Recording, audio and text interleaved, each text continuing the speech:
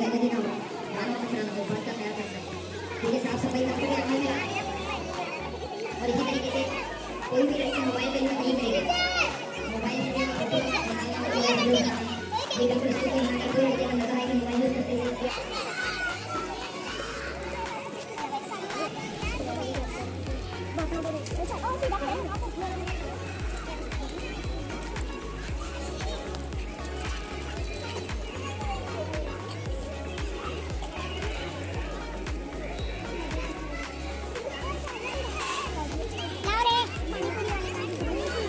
हमारे जो बच्चे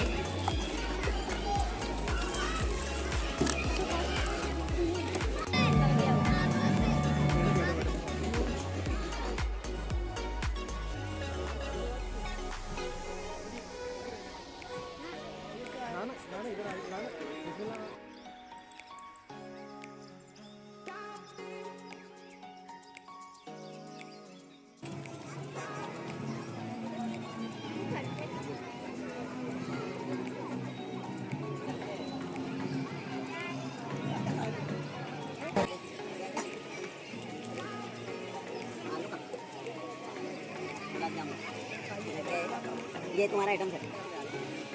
हमारा